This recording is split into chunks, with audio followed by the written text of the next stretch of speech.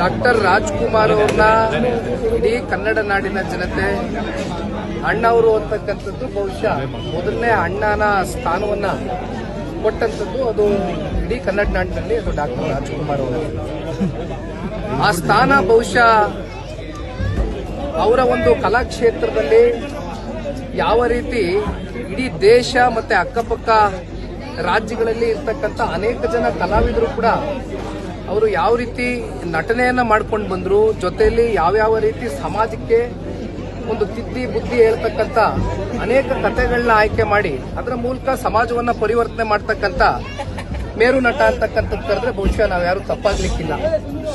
ಅಂತ ಡಾಕ್ಟರ್ ರಾಜ್ಕುಮಾರ್ ಅವರು ನಮ್ಮನ್ನ ಅಗಲಿ ಹೋದಂತ ಸಂದರ್ಭದಲ್ಲಿ ಬಹುಶಃ ಯಾವ ಸರ್ಕಾರಗಳು ಇಂಥ ತೀರ್ಮಾನಗಳು ಹಿಂದೆ ಮಾಡಿರಲಿಲ್ಲ, ಮುಂದೆನೂ ಕೂಡ ಮಾಡ್ಲಿಕ್ಕಾಗ್ಲಿಲ್ಲ.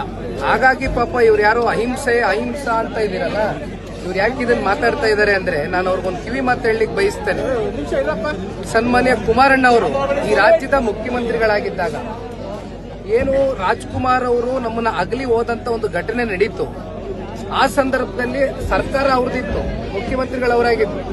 ಆಗ ಅವರು ತಗೊಂಡಂತ ಒಂದು ನಿರ್ಣಯ ಬಹುಶಃ ಮುಂಬರ್ತಕ್ಕಂಥ ದಿನಗಳಲ್ಲಿ ಇಂಥ ಘಟನೆಗಳು ಏನಾದರೂ ಕಲಾಕ್ಷೇತ್ರದಲ್ಲಿ ಸಾಧನೆಯನ್ನ ಮಾಡಿರ್ತಕ್ಕಂಥ ಕಲಾಭಿಮಾನಿಗಳಿಗೂ ಕೂಡ ಗೌರವ ಸಲ್ಲಿಸಬೇಕು. ಜೊತೆಯಲ್ಲಿ ಯಾರ್ಯಾರು ನಟರು ನಮ್ಮ ಒಂದು ಕರ್ನಾಟಕದ ಕ್ಷೇತ್ರಕ್ಕೆ ಒಂದು ಕೊಡುಗೆಯನ್ನ ಕೊಟ್ಟಿದ್ದಾರೆ, ಇಂಥ ದಿನಗಳೇನಾದರೂ ಎದುರು ನೋಡಿದಂಥ ಸಂದರ್ಭದಲ್ಲಿ ಮುಂಬರ್ತಕ್ಕಂಥ ಸರ್ಕಾರಗಳು ಈ ರೀತಿಯಾದಂಥ ಒಂದು ಗೌರವವನ್ನು ಅರ್ಪಿಸಬೇಕು ಅಂತಕ್ಕಂಥ ಹಿನ್ನೆಲೆಯಲ್ಲಿ ಒಂದು ಮಾರ್ಗದರ್ಶನವನ್ನ ನೀಡಿದಂಥದ್ದು ಸನ್ಮಾನ್ಯ ಕುಮಾರಣ್ಣವರು ಒಂದು ಮೇಲ್ಪಂಕ್ತಿಯನ್ನ ಹಾಕೊಟ್ರು.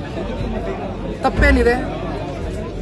ಈಗ ನಾನು ಇನ್ನೂ ಬಹಳ ನನ್ನ ಅಚ್ಚುಮೆಚ್ಚಿನ ಅಂಬರೀಷ್ ಅಣ್ಣ ಅವರು ನಿಧನರಾದಂಥ ಸಂದರ್ಭದಲ್ಲಿ ಬಹುಶಃ ಸನ್ಮಾನ್ಯ ಕುಮಾರಣ್ಣ ಅವರು ನಡ್ಕೊಂಡಂತ ರೀತಿ ಏನಿತ್ತು, ಇದು ಬಹುಶಃ ನಾನು ಅಂಬರೀಷ್ ಅಣ್ಣನ ಏನು ಬಹಳ ಹತ್ತಿರದಿಂದ ನೋಡಿದ್ದೇನೆ.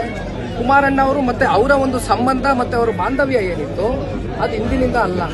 ಕನ್ನಡ ಚಿತ್ರರಂಗದಲ್ಲಿ ಹಂಚಿಕೆದಾರರಾಗಿ ನಿರ್ಮಾಪಕರಾದಂಥ ಕುಮಾರಣ್ಣ ಅವರು ಜೊತೆಯಲ್ಲಿ ಅಂಬರೀಷ್ ಅಣ್ಣ ಅವ್ರನ್ನ ರಾಜಕೀಯಕ್ಕೆ ಕರೆ ತರಲಿಕ್ಕೆ ನಿರಂತರವಾಗಿ ಅವ್ರ ಜೊತೆ ಇದ್ದಂತ ಒಡನಾಟ ಆ ದಿನಗಳಲ್ಲಿ ನಾನು ಕೂಡ ಚಿಕ್ಕ ವಯಸ್ಸಿನ ಹುಡುಗ, ಅವ್ರನ್ನ ಅವತ್ತಿಂದ ನೋಡ್ಕೊಂಡ್ ಬಂದ್ವು. ಕೊನೆಗೆ ಅವರು ನಮ್ಮನ್ನ ಬಿಟ್ಟೋದಂತ ಸಂದರ್ಭದಲ್ಲಿ ಸನ್ಮಾನ್ಯ ಕುಮಾರಣ್ಣ ಅವರು 2ನೇ ಬಾರಿ ಮುಖ್ಯಮಂತ್ರಿಗಳಾಗಿದ್ದರು. ಆಗ ಅವ್ರಿಗೆ ಅರ್ಪಿಸಿದಂತ ಗೌರವ ಅದೇ ಡಾಕ್ಟರ್ ವಿಷ್ಣುವರ್ಧನ್ ರವರು. ಅವರು ನಮ್ಮನ್ನ ಅಗಲೋದಂತ ಸಂದರ್ಭದಲ್ಲಿ ಸರ್ಕಾರಗಳು ಯಾವ ರೀತಿ ಗೌರವ ಅರ್ಪಿಸಿದ್ರು? ಯಾಕೆ ಅವ್ರಿಗೆ ಯಾಕೆ ಸ್ಮಾರಕ ಕೊಡಬಾರ್ದಾಗಿತ್ತು? ನಾವೇನ್ ಬೇಡ ಅಂದಿದ್ವಾ? ಕುಮಾರಣ್ಣ ಅವ್ರ ಮೇಲ್ಪಂಕ್ತಿ ಯಾಕೆ ಕೊಟ್ಟೋದು, ಯಾವ ರೀತಿ ನಡೆಸ್ಕೋಬೇಕು ಕಲಾವಿದರನ್ನ ಅಂತ ಕನ್ನಡ ನಾಡಿನಲ್ಲಿ ಇದನ್ನ ಮಾಡಬಹುದಾಗಿತ್ತಲ್ಲ ಮುಂಬಂತ ಸರ್ಕಾರಗಳಲ್ಲಿ. ಅದೆಂತದೋ ಫ್ಯಾನ್ ವಾರು ಗೀನ್ ವಾರು ಅನ್ನೋದಕ್ಕೆ ಯಾರ ಪ್ರಶಸ್ತಿ ಮಾಡಿರೋದು? ಗೌರವ ಕೊಡೋದೇ ತಪ್ಪ? ಅವ್ರಿಗೆಲ್ಲ ಏನ್ರಿ ಮಾತಾಡ್ತೀರಾ ರೀ? ಬಂದೊಂದು ಚುನಾವಣೆ ನಿಂತ್ಕೊಳಕ್ಕೆ ದಮ್ಮಿದ್ರೆ ಮನೇಲಿ ಕೂತ್ಕೊಂಡು ಅಲ್ಲೆಲ್ಲೋ ಟ್ವಿಟರ್ ಅಲ್ಲಿ ಅದೆಂತದೋ ಬರವಣಿಗೆ ನನಗೂ 1000 ಬರೀತೀನಿ ಈ ತರ ಅವ್ರ ಬಗ್ಗೆ